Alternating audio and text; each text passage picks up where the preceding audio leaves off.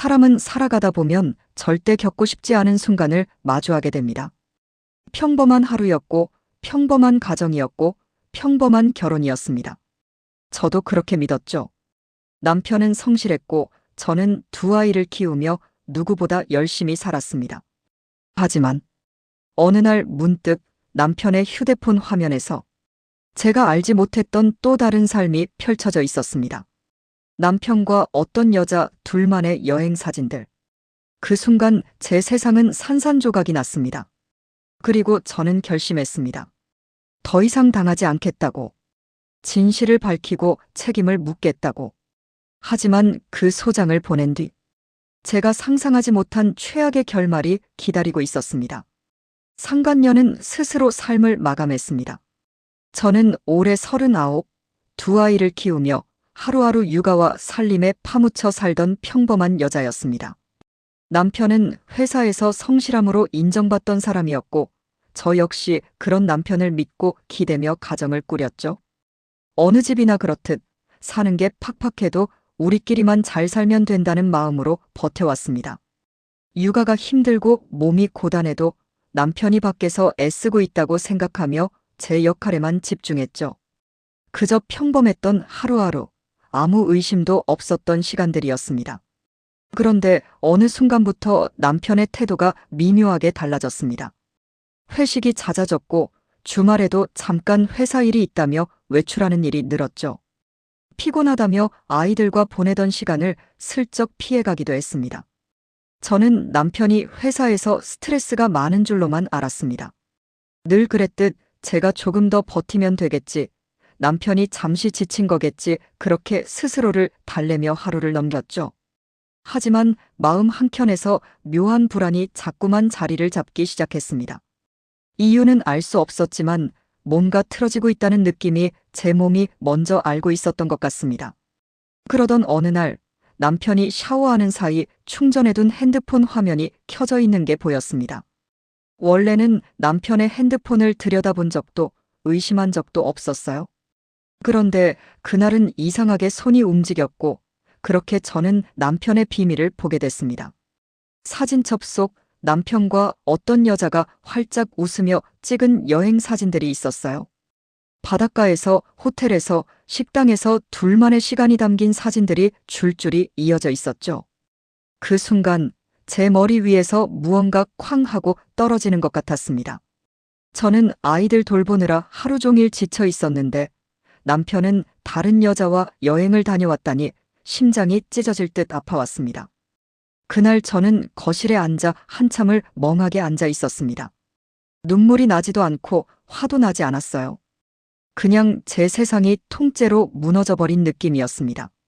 하지만 곧 제 안에서 뜨거운 무언가가 치밀어 오르기 시작했습니다. 그래, 이렇게 당하고만 있을 순 없다. 저는 그 자리에서 바로 마음을 굳혔습니다. 아이들 때문에 울지도 못하고 누구에게 하소연할 곳도 없었지만 이건 내가 싸워야 하는 문제구나. 이렇게 해서 남편의 숨겨진 일련의 외도와 상간녀의 존재를 파헤치는 제 복수의 첫걸음이 시작되었습니다. 외도 사진을 본 다음 날 저는 아무렇지 않은 척 아이들 등교를 시키고 남편을 마주했습니다. 얼굴을 보는 게 너무 힘들었지만 그래도 사실을 확인해야 했습니다.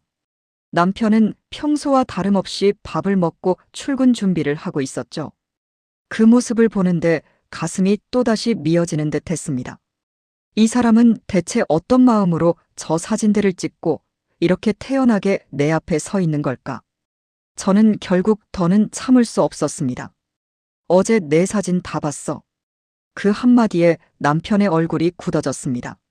처음엔 남편이 오히려 화를 냈습니다. 왜 내 핸드폰을 봤냐? 오해다. 회사 일 때문에 같이 간 거다. 거짓말은 끝도 없었고 말할수록 더 비참해졌습니다. 제가 사진을 하나씩 보여주자 남편은 결국 고개를 숙였습니다. 미안하다. 잠깐 흔들렸다. 이제 끝냈다. 하지만 이상하게도 끝냈다는 말 속에 진심이 느껴지지 않았습니다. 오히려 감추려는 기색이 더 짙었죠. 저는 흔들리지 않았습니다. 그 여자 결혼했지? 가정 있다면서? 남편은 아무 말 없이 눈을 피했습니다. 그 순간 모든 것이 확신으로 바뀌었습니다. 며칠 뒤 저는 상간녀의 정체를 스스로 알아냈습니다. 남편의 문자 내용, 사진 속 차량, SNS 조각들을 따라가다 보니 그녀의 집과 남편까지 확인하게 됐죠. 충격적이게도 그 여자는 아이가 없었고 남편과 함께 불임 치료를 받고 있었다는 사실도 알게 됐습니다. 그녀는 자기 가정에서는 아이를 갖기 어려워 눈물 흘리면서도 정작 남편과는 여행을 다니며 웃고 있었던 겁니다. 그걸 알았을 때 저는 분노보다도 허무함이 먼저 몰려왔습니다. 이 사람들은 대체 무슨 생각으로 살아가는 걸까? 하지만 한 가지는 분명했습니다. 저는 더 이상 당하고만 있을 수 없다는 것. 그날 밤 저는 혼자 앉아 상간녀 소장을 직접 작성하기 시작했습니다. 법조문을 일일이 찾아보며 밤새워가며 준비했죠. 남편은 제발 그러지 말자며 무릎까지 꿇었지만 이미 제 마음은 단단하게 굳어 있었습니다. 배신당한 순간 저는 더 이상 이전의 제가 아니었습니다. 눈물로 하루를 버티던 아내가 아니라 나와 아이들을 지키기 위해 모든 걸 걸고 싸울 준비가 된 한 사람의 여자가 되어 있었습니다. 그렇게 저는 상간녀에게 보내는 첫 소장을 완성했고 이제 시작될 큰 파도가 제 앞에 다가오고 있음을 직감했습니다. 상간녀 소장을 인쇄해 놓은 그날 밤 저는 잠을 이룰 수 없었습니다. 남편은 거실 바닥에 앉아 머리를 감싸 쥐고 있었고 저는 아이들 방을 한 번씩 살펴본 후 부엌 식탁에 앉았습니다. 새벽의 적막 속에서 내가 정말 이 길을 가는 게 맞는 걸까 스스로에게 수없이 되묻기도 했습니다. 하지만 마음 깊은 곳에서는 이미 답을 알고 있었습니다. 나는 상처받았다. 그 상처는 그냥 지나갈 일이 아니다. 그날 새벽 저는 제 인생에서 가장 조용하지만 가장 결연한 시간을 보냈습니다. 되돌아갈 수 없는 선을 넘어섰다는 걸 온몸으로 느끼면서도 이상하게 마음은 더욱 차분해지고 있었습니다. 아침이 되자 남편은 저에게 다시 한번 사과를 했습니다. 정말 잘못했다. 제발 소송만은 하지 말아줘. 다시는 그런 짓 안 한다. 말끝마다 떨림이 있었고 얼굴은 축 처진 채 초라하기까지 했습니다. 그러나 저는 더 이상 흔들리지 않았습니다. 남편이 무릎을 꿇는 모습을 보면서도 눈물은 나오지 않았습니다. 그동안 제 마음이 얼마나 많이 죽어 있었는지 그 순간 깨달았습니다. 이건 당신과 나의 문제가 아니야. 이미 다른 사람의 가정까지 망가뜨렸어. 그 책임은 져야 해. 저는 담담하게 말했고 남편은 더 이상 아무 말도 하지 못했습니다. 드디어 소장을 접수하고 상간녀의 집으로 발송했다는 안내 메시지를 받았습니다. 그 순간 심장이 쿵 내려앉는 듯 했지만 곧 긴장된 숨을 내쉬며 마음을 다잡았습니다. 이제 시작이다. 상간녀가 소장을 받을 순간을 생각하니 손끝이 저릿할 정도로 묘한 감정이 들었습니다. 그녀의 남편도 그 사실을 알게 될 것이고 그 집 역시 폭풍 같은 하루가 시작될 것이라는 걸 알고 있었거든요.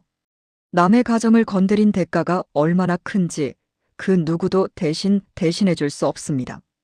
그들은 결국 그 책임을 마주해야 했습니다. 그리고 저는 제 몫의 전쟁을 시작한 것뿐이었습니다. 소장을 보낸 후 저는 아이들 옷을 정리하고 점심을 준비했습니다. 평소와 다름없는 일상이었지만 제 마음속에서는 조용한 울림이 있었습니다. 책임을 묻는다는 건 단순히 복수하려는 마음이 아니라 나 자신을 지키는 일이라는 걸 깨달은 겁니다. 상대는 나를 무너뜨렸고 나의 가정을 흔들었습니다. 그럼 나는 내 인생을 위해 맞서야 했습니다.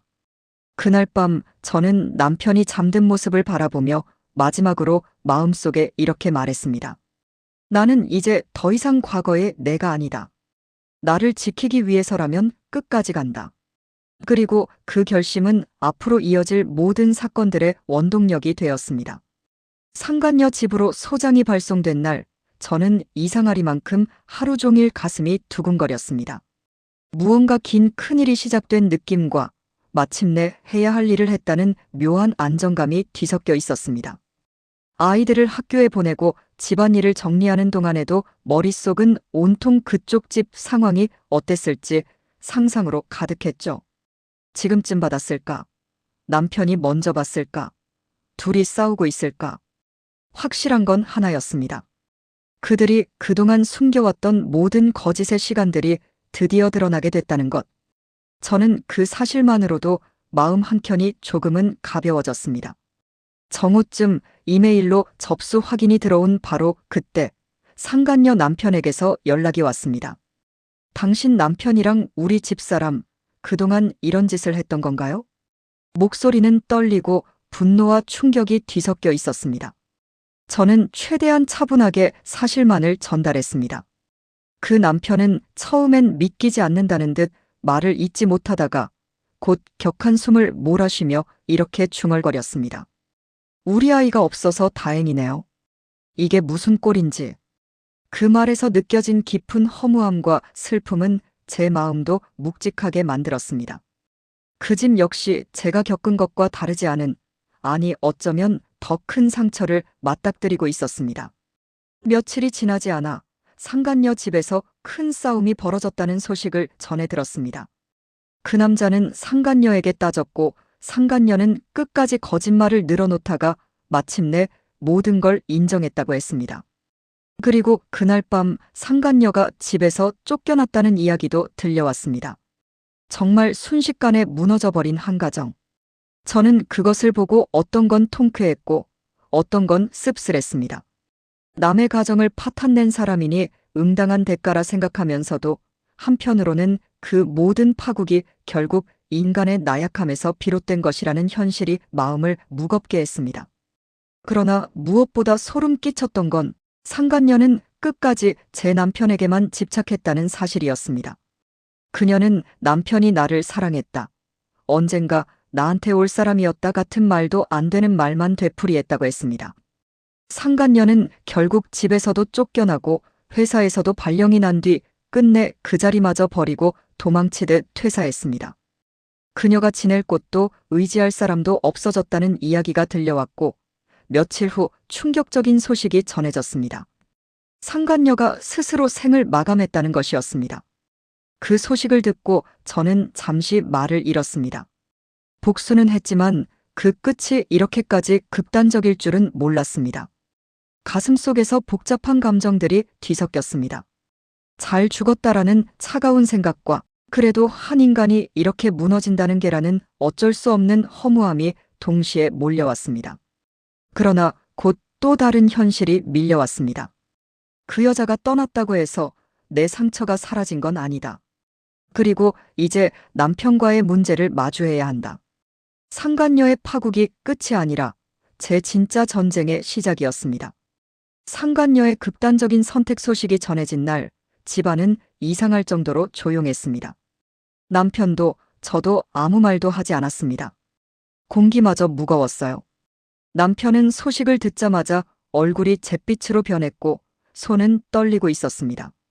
저는 그런 남편을 멀찍이 떨어져 바라보았죠. 저 사람은 지금 어떤 감정을 느끼고 있을까? 슬픔? 충격? 후회? 아니면 미련? 제 마음속에는 수많은 질문들이 빠르게 지나갔습니다. 하지만 정작 남편은 아무 말도 하지 않았고 저는 그 침묵 때문에 더 미칠 것 같았습니다. 며칠 동안 남편은 말을 거의 하지 않았습니다. 밥도 잘 먹지 못하고 회사에서도 차갑게 대한다는 연락이 오기도 했습니다. 그러던 어느 날 밤 술에 취한 남편이 겨우 입을 열었습니다. 그 사람이 그렇게 될 줄 몰랐어. 그 말 한마디에 제 몸이 그대로 굳어버렸습니다. 그 사람이 그렇게 부드럽고 슬픈 목소리로 말하는 남편의 표정을 보는 순간 저는 다시금 심장이 갈라지는 듯한 느낌을 받았습니다. 당신, 그 여자 아직 마음이 남은 거야. 남편은 고개를 저었지만 그 눈동자 속에서 떨림을 느낄 수 있었습니다. 그 순간 깨달았습니다. 그 여자의 죽음은 남편 마음속에 또 다른 상처를, 또 다른 흔적을 남겼다는 것을. 남편은 며칠 동안 계속해서 혼자 방에 틀어박혀 있었습니다. 휴대폰을 뒤져보고 뉴스나 관련 소식을 찾아보는 것 같았지만 저에게는 절대 보여주지 않으려 했습니다. 저는 그럴 때마다 복잡한 감정이 몰려왔습니다. 한편으로는 이렇게 생각했습니다. 남의 가정을 박살낸 게 누군데 결국 본인이 부른 파국이잖아. 또 한편으로는 또 이런 생각이 스쳤습니다. 그래도 한 인간이 죽었는데 남편도 충격을 받을 만하지. 하지만 가장 견디기 어려웠던 건 남편의 죄책감 속에는 분명 그 여자를 향한 마음의 조각이 남아있다는 사실이었습니다. 그 조각은 아주 작아도 저에게는 칼처럼 느껴졌습니다. 밤마다 남편은 잠을 이루지 못하고 뒤척였고 저는 그 모습을 볼 때마다 가슴이 먹먹했습니다. 우리는 같은 집 안에 있었지만 서로에게 가까이 갈 수 없었습니다. 상간녀는 죽었지만 그녀가 남기고 간 그림자는 우리 가정 깊숙이 드리워졌습니다. 남편이 한숨을 쉬면 저는 화가 치밀었고 남편이 울먹이면 저는 두려워졌습니다. 남편은 미안하다 했지만 저는 그 미안함조차 불편했습니다. 왜냐하면 저는 알았기 때문입니다. 이젠 상간녀가 아닌 남편과의 싸움이 시작됐다는 것을. 그 여자의 죽음은 끝이 아니라 오히려 우리 부부 사이에 가장 큰 균열을 만들어냈습니다. 그리고 그 균열은 시간이 지나도 쉽게 메워질 기미가 보이지 않았습니다. 상간녀의 죽음 이후 하루하루가 지옥처럼 흘렀습니다. 남편은 더 말수가 줄었고 집안은 침묵으로 가득했습니다. 아이들과는 평소처럼 대하려 노력했지만 남편과 둘만 남는 순간이면 공기 자체가 변했습니다. 눈을 마주치는 것도 어색했고 밥을 먹는 동안에도 숨소리가 거슬릴 정도였죠. 저는 제가 이렇게까지 남편을 미워하게 될 줄 몰랐습니다. 가끔은 스스로가 너무 낯설 정도였습니다. 어쩌다 이렇게까지 된 걸까? 정말 이 결혼은 끝난 걸까? 마음속에서 이런 질문들이 끝없이 떠올랐습니다. 어느 날 밤 남편이 조심스럽게 말을 꺼냈습니다. 나도 많이 힘들어. 그 한마디에 제 속이 확 뒤집혔습니다. 힘들어? 누가? 당신이. 저는 목소리를 누르려고 해도 도저히 감정이 잡히지 않았습니다. 남편은 한숨을 쉬며 고개를 떨구더군요. 그 사람이 죽을 줄 몰랐어. 그게 계속 머릿속에서 떠나질 않아. 저는 그 말을 듣고 마치 머리를 세게 한 대 맞은 듯 했습니다. 그 사람이. 왜 그 말을 들었을 때 제 가슴이 그렇게 아팠을까요? 남편의 그 한마디에 담긴 감정이 무엇인지 너무 잘 알았기 때문입니다. 당신이 힘든 건 그 여자가 죽어서야.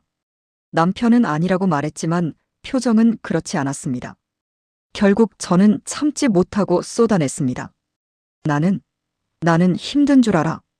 당신이 다른 여자랑 여행 다니고 웃고 나한테 거짓말하고 그걸 내가 다 견딘 줄 알아. 남편은 미안하다고 했잖아라고 답했지만 그 말은 이제 아무 위로도 되지 않았습니다. 그 여자가 죽었으니까 당신은 충격받았겠지. 근데 내가 받은 상처는? 우리 가정은? 우리 아이들은? 남편은 더 이상 반박하지 못했습니다. 하지만 그의 침묵조차 저에게는 또 다른 배신이었습니다. 저는 울음을 터뜨리며 소리쳤습니다. 당신은 지금도 그 여자를 걱정하고 있어. 남편이 그제야 눈을 크게 뜨고 말했습니다. 그게 아니라 인간적으로 미안해서 그런 거야. 하지만 저는 들리지 않았습니다. 제 귀에는 그저 그 여자가 내 마음의 일부를 가져갔다. 라는 말로만 들렸습니다. 그날 우리는 처음으로 제대로 싸웠습니다. 서로의 가슴 깊이 숨겨둔 상처들이 한꺼번에 터져나왔습니다. 하지만 싸움이 끝나고 난 뒤에도 아무것도 해결되지 않았습니다. 감정의 골은 더 깊어졌고 남편은 소파에서 저는 침대에서 따로 잠을 자게 됐습니다. 같은 집 안에 있지만 서로를 마주하기가 더 힘들어졌습니다. 저는 생각했습니다. 상간녀는 떠났지만 그 파국은 이제 우리 가정에 시작된 것 같구나. 그리고 저는 처음으로, 정말 처음으로 이혼이라는 선택 과연 내가 피할 수 있을까? 라는 생각을 진지하게 떠올리게 되었습니다. 남편과 나는 같은 공간에 있어도 서로를 보지 않았습니다. 아침에 마주쳐도 인사 한마디 없었고 저녁에는 각자 방에 틀어박혀 시간을 보냈습니다. 아이들 앞에서는 억지로라도 평온한 척했지만 둘만 남는 순간 공기는 얼음처럼 차가워졌습니다. 남편은 대부분의 시간을 소파에서 멍하니 보내거나 창밖을 바라보며 긴 한숨만 내쉬었죠. 그 모습을 볼 때면 묘하게 기분이 뒤틀렸습니다. 저 사람이 저렇게 힘든 게 나 때문인가? 아니면 그 여자가 죽어서인가? 이 질문이 머릿속을 떠나지 않았고 그 질문이 떠오를 때마다 제 가슴 깊은 곳이 뜯겨나가는 듯 아팠습니다. 며칠 뒤 남편은 술에 취해 집에 돌아왔습니다. 평소 술을 잘 안 마시던 사람이 처음 보는 얼굴로 문 앞에 서 있었습니다. 나 너무 나쁜 사람인가 봐. 그 말에 저는 차가운 목소리로 되물었습니다. 왜? 그 여자 때문에 그래? 남편은 대답하지 않았습니다. 그 침묵이 답이었습니다. 그리고 그 순간 저는 남편 마음 속에 있는 감정을 또렷하게 보게 되었습니다. 그건 단순한 죄책감이 아니라 남편 자신조차 인정하기 싫어하는 감정의 잔재였습니다. 당신은 아직도 그 여자를 마음속에서 못 보낸 거야. 남편은 손으로 얼굴을 가리며 말했습니다. 그 애가 죽는다고 생각도 못 했잖아. 그 애. 그 단어가 제 가슴을 칼처럼 찔렀습니다. 저는 그날 밤 처음으로 진지하게 남편에게 말했습니다. 우리 이혼하자. 남편은 술 기운도 잊은 듯 놀란 눈으로 저를 쳐다봤습니다.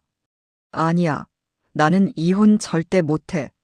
아이들 때문에라도 당신 때문에라도. 남편은 무릎까지 꿇으며 말을 이어갔지만 그 말들은 더 이상 내 마음에 닿지 않았습니다. 당신은 이미 나를 떠났어. 마음이 떠난 사람을 옆에 두고 어떻게 살아? 남편은 아니라고 했지만 저는 느낄 수 있었습니다. 우리를 이어주던 실은 이미 끊어져 있었습니다. 그저 남편만 그 현실을 인정하지 못하고 있을 뿐이었죠. 그리고 저는 깨달았습니다. 이미 이혼은 선택이 아니라 다가오는 현실이라는 것을. 그날 이후 남편은 더 필사적으로 붙잡으려 했습니다. 대화를 시도하고 밥도 챙기고 아이들과 놀아주려고 애쓰고. 하지만 이미 모든 행동이 제겐 공허하게 느껴졌습니다. 진심이 없어서가 아니라 남편의 마음이 온전히 내게 돌아오지 못한다는 걸 알고 있었기 때문입니다. 집안의 분위기는 더 퀴퀴해졌고 서로의 기척만으로도 감정이 요동쳤습니다. 분명 같은 집에서 살고 있는데 남편은 더 이상 남편이 아니었고 저 또한 더 이상 아내가 아니었습니다. 그리고 그날 밤 저는 나지막하게 혼잣말을 했습니다. 이제 정말 끝이구나. 그 말이 입 밖으로 나온 순간 저는 제 인생의 가장 힘들고 두려운 결정을 향해 한 걸음 더 나아가고 있었습니다. 남편에게 이혼을 언급한 날 이후 저는 스스로도 놀랄 만큼 차분해졌습니다. 마치 오래된 상처가 골마 터지고 난 후 그 아픔마저 고요해지는 것처럼 그동안 감정에 휘둘렸던 시간과 달리 이제는 머릿속이 또렷했습니다. 아이들 학교 일정, 경제 상황, 재산 분할 가능성까지 하나씩 정리해가기 시작했죠. 노트 한 권을 꺼내 이혼 시 필요한 준비 목록을 적었습니다. 주변에서 들었던 이야기들도 하나씩 떠올리며 차분히 메모했습니다. 이제 남편의 눈치를 볼 필요도 감정에 흔들릴 필요도 없었습니다. 정리해야 할 것은 감정이 아니라 삶 자체였습니다. 남편은 점점 불안해졌습니다. 제가 차갑게 굴어도 말이 없어도 울지 않아도 그 모든 변화가 오히려 남편에게 더 큰 공포로 다가왔던 것 같습니다. 어느 날 남편이 서류철을 보던 제 모습을 보고 다급하게 물었습니다. 뭐 하는 거야? 저는 담담하게 대답했습니다. 이혼 준비. 남편은 얼굴이 하얗게 질렸습니다. 잠깐만 진짜 할 거야. 정말 우리 끝낼 거야. 그 말을 듣는데 이상하게 아무 감정도 들지 않았습니다. 끝났잖아. 당신이 그 여자를 선택한 순간 남편은 그제야 진짜 위기의식을 느끼기 시작한 듯 했습니다. 그동안 저를 떠나 있었던 사람이 이제 와서 두려워한다는 사실이 어쩐지 씁쓸하기만 했습니다. 남편은 갑자기 집안일을 돕기 시작했고 아이들과 시간을 보내기 위해 노력했습니다. 퇴근도 칼같이 하고 저에게 말도 걸려 했습니다. 하지만 저는 이미 마음이 닫혀 있었습니다. 남편의 모든 행동이 뒤늦은 후회처럼 보였고 더 이상은 제 감정에 아무런 영향을 주지 못했습니다. 남편이 울먹이며 말했습니다. 정말 다시는 안 그럴게. 제발 한 번만 기회를 줘. 저는 남편이 그 말을 할 거라는 걸 이미 알고 있었습니다. 바람핀 배우자가 늘 마지막에 꺼내는 말. 한 번만 용서해줘. 하지만 그 말은 제게 아무 울림이 없었습니다. 그 말, 그 여자한테도 했겠지. 그리고 결국 그녀는 죽었어. 남편은 아무 말도 하지 못했습니다. 그녀의 죽음은 남편에게 족쇄였고 저에게는 이제 완전히 끝내야 할 이유가 되어버렸습니다. 이혼은 단순히 서류 한 장이 아니라 삶의 방향을 완전히 바꾸는 일이라는 걸 알고 있었습니다. 그래서 저는 더 신중해야 했습니다. 하지만 한 가지는 분명했어요. 남편과 함께 사는 이 집에서 웃지도 못하고 울지도 못하고 숨조차 제대로 쉬지 못하는 이 삶은 더 이상 제 삶이 아니었습니다. 그날 밤 저는 잠들기 전에 스스로에게 조용히 말했습니다. 이제 남편이 아니라 나의 삶을 선택해야 할 때가 온 것 같다. 그리고 저는 느꼈습니다. 이혼이라는 단어가 이제 두려움이 아니라 내 인생을 되찾는 길이 되어가고 있다는 것을. 이혼을 진지하게 생각하면서 저는 결국 변호사 사무실을 찾아갔습니다. 문을 열고 들어서는 순간 마음 한켠이 조용히 무너져 내렸습니다. 정말 여기까지 왔구나. 책상 위에 놓인 서류들, 차분히 설명하는 변호사의 목소리, 그 모든 게 현실을 선명하게 보여줬습니다. 변호사는 필요한 자료 목록과 절차를 하나하나 설명해줬고 저는 그 말들을 차분히 받아 적었습니다. 이혼이라는 두 글자가 더 이상 감정의 폭발이 아닌 내가 선택해야 하는 하나의 과정이 되어가고 있었습니다. 집으로 돌아오는 길, 바람이 얼굴을 스치는데 묘하게 가볍고 묘하게 아팠습니다. 집에 도착해 서류를 정리하고 있을 때 남편이 퇴근에 들어왔습니다. 그리고 제가 변호사 상담 자료를 펼쳐놓은 걸 본 순간 남편은 그 자리에서 그대로 주저앉았습니다. 제발, 제발 이혼은 하지 말자. 남편은 제 손을 붙잡고 울먹였습니다. 평생 처음 보는 모습이었습니다. 하지만 저는 조용히 말했습니다. 당신이 깨뜨린 건 나야. 우리야. 남편은 손등으로 눈물을 닦으며 말했습니다. 나도 잘못한 거 알아. 근데 당신 없으면 나 진짜 끝이야. 그 말이 얼마나 이기적인지 알면서도 그 순간 남편의 얼굴은 참 불쌍해 보이기도 했습니다. 그러나 불쌍함 때문에 제 인생을 포기할 순 없었습니다. 남편은 며칠 동안 극도로 예민해졌습니다. 잠도 제대로 못 자고 밥도 못 먹고 회사에서도 실수를 반복해 혼이 났다는 이야기를 들었습니다. 어떤 날은 저에게 선물이나 음식을 사오며 잘해보자고 하고 어떤 날은 제 마음이 돌지 않는다고 울분을 토하기도 했습니다. 그 모습을 보면서도 제 마음은 이상하리만큼 평온했습니다. 이제는 흔들리지 말자. 다시 돌아가면 또 무너진다. 하지만 어느 밤 남편이 문 밖에서 흐느끼는 소리가 들렸습니다. 제가 문을 열지 않자 남편은 조용히 말했습니다. 정말 무섭다. 당신 없는 세상. 그 말에 잠시 가슴이 먹먹해졌습니다. 남편이 무서워하는 건 혼자가 되는 것이지 저를 사랑해서가 아니라는 걸 알고 있었기 때문입니다. 그렇기에 저는 더 이상 물러날 수 없었습니다. 아이들이 잠든 후 저는 조용히 거실에서 남편과 마주 앉았습니다. 우리 이제 결정을 해야 할 것 같아. 남편은 고개를 들지 못하고 손만 움켜쥐었습니다. 저는 차분한 목소리로 말했습니다. 우리는 너무 많은 걸 잃었어. 그리고 다시는 예전으로 돌아갈 수 없어. 남편은 떨리는 목소리로 정말 끝이야? 라고 물었습니다. 그 순간 제 눈에도 눈물이 고였습니다.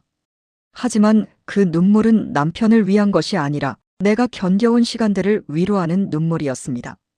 그래. 이젠 나를 위해서 살아야 할 것 같아. 남편은 그 말을 듣고 깊게 고개를 숙였습니다. 집 안은 숨소리조차 들리지 않을 만큼 고요했고 우리는 서로를 바라보지 않은 채 각자의 결말을 향해 조용히 걸어가고 있었습니다. 이제 남은 건 단 하나. 정식으로 이혼을 결정하는 마지막 순간.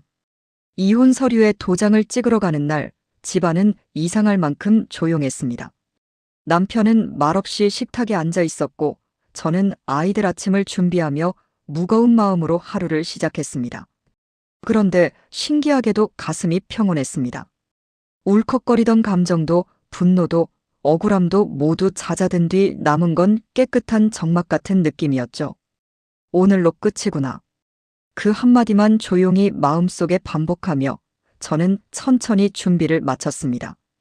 오랜 세월 붙잡고 있던 결혼의 줄을 스스로 놓는 날이었지만 놀랍게도 손끝은 떨리지 않았습니다. 문을 나서기 직전 남편이 뒤에서 조용히 말했습니다.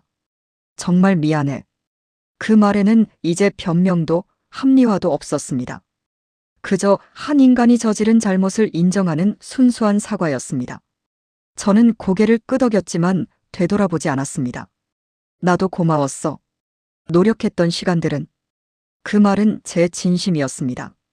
우리 사이에 행복했던 날들도 있었고 함께 울고 웃었던 수많은 기억도 있었으니까요. 하지만 그 모든 기억보다 더 큰 상처가 생겨버렸고 그 상처는 더 이상 함께 봉합할 수 없는 깊이가 되어버렸습니다. 남편은 조용히 말했죠. 시간을 되돌릴 수만 있다면. 저는 잠시 멈췄다가 말했습니다. 그렇게 후회할 일 처음부터 하지 그랬어. 법률사무소에 도착해 서류를 앞에 두고 앉자 그제야 심장이 빠르게 뛰기 시작했습니다. 펜을 손에 쥐고 이름을 쓰려는 순간 그동안 참아왔던 눈물이 조용히 떨어졌습니다. 슬퍼서가 아니라 안녕을 말하는 과정이 늘 이렇게 아프다는 걸 잘 알고 있어서였습니다. 결혼이라는 이름으로 묶여있던 시간을 떠나보내는 건 어떤 상황에서도 가볍게 끝날 수 없는 일이었죠. 저는 눈물을 닦고 천천히 내 이름을 적었습니다. 그리고 마지막 도장을 꾹 눌러 찍는 순간 숨이 크게 빠져나가듯 마음 한구석이 훅 비워지는 듯 했습니다. 하지만 그 비워진 자리에 아주 작은 해방감이 조용히 올라오는 걸 느꼈습니다. 집으로 돌아오는 길 하늘은 유난히 맑았습니다. 차창에 비친 제 얼굴은 피곤했지만 어딘가 단단하게 굳어있는 느낌이 들었습니다. 집에 들어오자 남편은 저를 바라봤지만 그 눈빛 속에는 더 이상 붙잡으려는 절박함이 없었습니다. 그저 깊은 체념과 후회만이 남아있었죠. 저도 조용히 말했습니다. 이제 각자 알아서 잘 살자. 남편은 고개를 숙이며 말했습니다. 행복하길 바랄게. 정말로. 저는 아무 말 없이 방으로 들어갔습니다. 그날 밤 침대에 혼자 누워 창밖의 불빛을 바라보며 스스로에게 속삭였습니다. 고생 많았다. 이젠 누구보다 나를 먼저 사랑해도 된다. 이혼이라는 사건은 제 인생을 송두리째 흔들었지만 그 과정 속에서 저는 한 사람의 아내가 아닌 한 사람의 나로 다시 서는 법을 배우게 되었습니다. 그리고 저는 알게 되었죠. 이건 끝이 아니라 다시 나의 삶을 시작하는 새로운 첫 장이라는 것을. 끝이라고 생각했던 순간이 사실은 새로운 시작이었습니다. 상간녀의 죽음도 남편의 눈물도 무너지던 가정도 그 어떤 것도 제 인생을 대신 살아주지 않았습니다. 결국 저는 제 삶을 다시 붙잡았습니다. 누군가의 아내가 아니라 누군가의 엄마가 아니라 한 사람의 나로 서기 위한 첫걸음을 내딛었죠. 살다 보면 견디기 힘든 배신을 마주할 때가 있습니다. 하지만 그 끝에는 반드시 나를 다시 만나는 순간이 찾아옵니다. 이 이야기가 누군가에게 용기와 위로가 되길 바랍니다. 영상이 마음에 와닿았다면 좋아요와 구독 부탁드립니다. 당신의 한 번의 클릭이 저에게 큰 힘이 됩니다.